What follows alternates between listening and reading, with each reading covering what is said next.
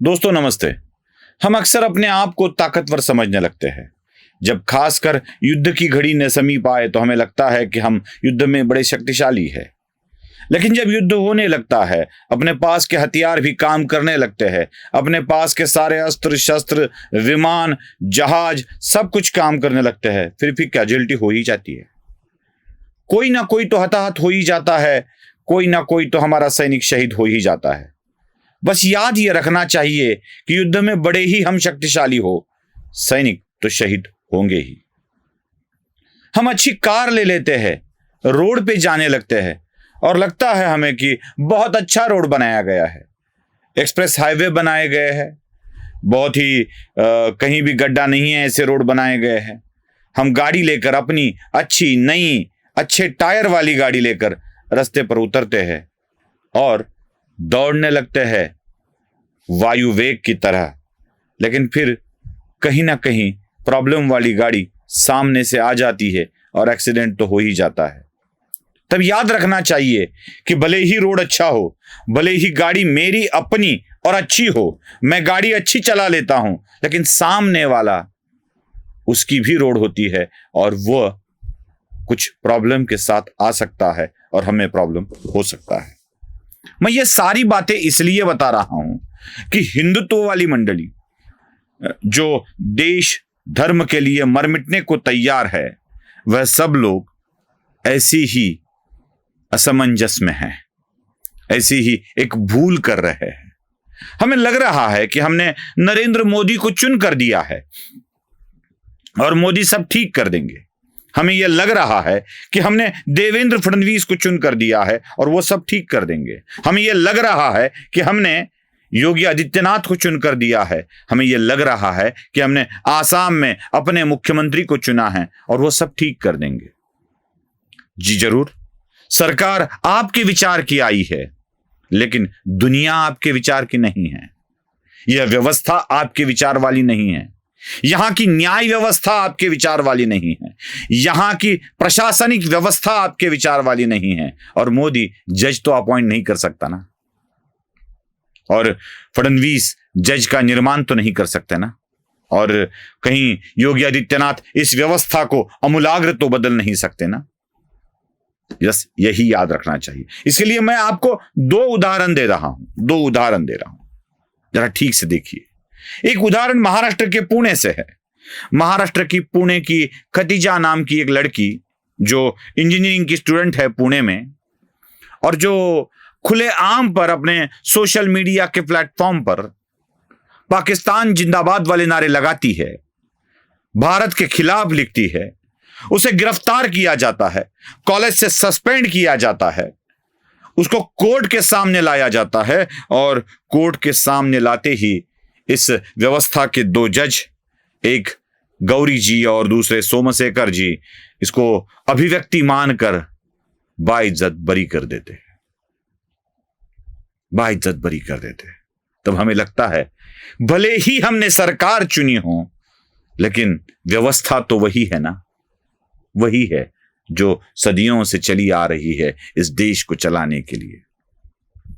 मैं एक दूसरा उदाहरण आपको बता रहा हूं। एक लड़की है शर्मिष्ठा नाम की, उसने न जाने क्या कुछ लिख दिया और उसके लिख लेने के कारण पश्चिम बंगाल की सरकार को बड़ा गुस्सा आया।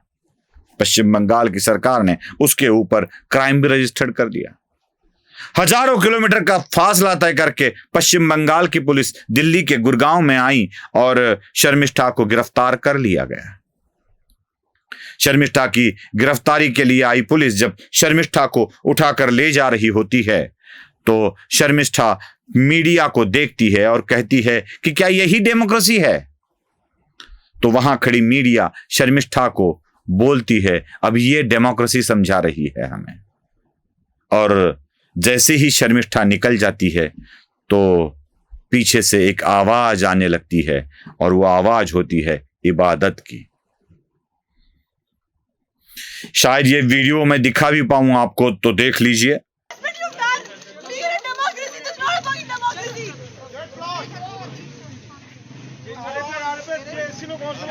अपने बोलने वो डेमोक्रेसी है, ऑर्डर डेमोक्रेसी नहीं है।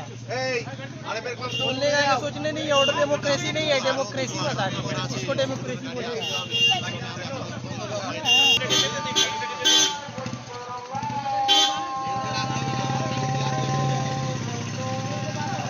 इस इबादत की आवाज को हम पहचान सकते हैं क्या? दोस्तों, इन दोनों मामलों में एक बात हमें सीख लेनी चाहिए, यह कि यह व्यवस्था हमने चुनी सरकार से बनाई हुई नहीं है। ये हिंदुत्व वाली व्यवस्था नहीं है।